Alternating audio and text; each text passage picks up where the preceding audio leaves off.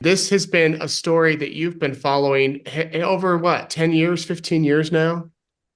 Yeah, I think it's about 12 years we've been, well, yeah, good 12 years, a little more maybe. How does it feel to finally have a lot of questions answered finally? You know, it's been it's been a journey, as they like to say these days. Um, a strange case of up and down and back and forth, with moments along the way that I've found pretty hard to believe. Um, Truly one of the most important stories to me that I've ever been involved in. And the ending, well, I won't tell what it is, but my God, it was beyond bizarre. Right. Keith, this is one of those stories or one of those cases that, because of your coverage and Dateline putting it out there, do you think that that helped Chris Tapp get out of prison, kind of put pressure on the system? Well, it may have. It's hard to know, really. I mean, I don't think anybody's going to come up to you and say your story did make the difference. Um, it, some people thought it did, and perhaps it did. But I think the primary driver of all of this was Angie Dodge's mother, Carol. Carol drove this as I've never ever seen another family member succeed in doing so well. I mean, she just forced every little bit to come into place, and at great personal cost over all that period of time, over more than 20 years. Right. You were here in Idaho Falls the day that Chris got out of prison. Yeah, that's right. That was quite a day. Yeah, what do you remember about that day? That's where you and I met for the first time, I think. And what was the feeling? What do you recall as a journalist covering that event? Well, it was absolutely extraordinary, and disappointing at the same time that when he got out of prison, he was legally still a convicted murderer, and it was very clear he didn't do it.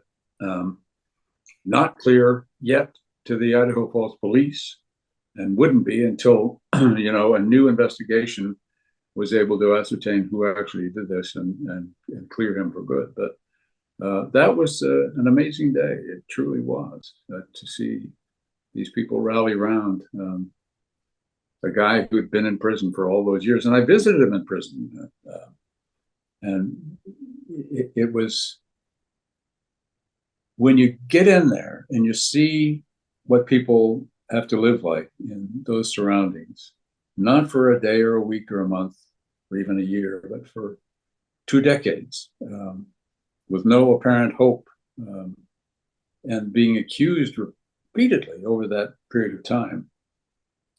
Because I think that the uncertainty of the conviction was enough to make those who wanted to be sure it stuck, to make them, go a little extra mile to show that he was guilty. So they would try to show that he was distributing drugs in prison, or some other nonsense, which was never true, but it would then require a whole lot of proving and reproving and backing around. It was really an awful situation for a long time. So you spoke with him there in prison. You also were the last journalist to speak with him. Most those of us here in Idaho have been following it, but Yeah. from what I understand, you spoke with his last interview. Yeah, that's right. And at the end of it, he swore he'd never do another, and then he didn't.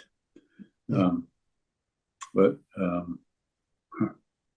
yeah, the guy who was, he spent so many years inside that learning to live on the outside was difficult, and learning to live on the outside with quite a lot of money, which he had, for good cause, been able to achieve in lawsuits, made it doubly difficult. Money to a person who's never had it can be a dangerous thing, and I think it was for him.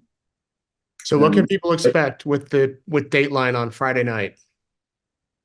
well, I think you can expect some things you didn't think you'd see. I think we'll be able to show you some material that we have never shown anybody before, and you'll see the way this all played out and why things happened the way they did and what it took to break the log jams, and you know, the strange nature of reality and how we can be so sure of one thing and be completely wrong, and so sure for good reasons, we think.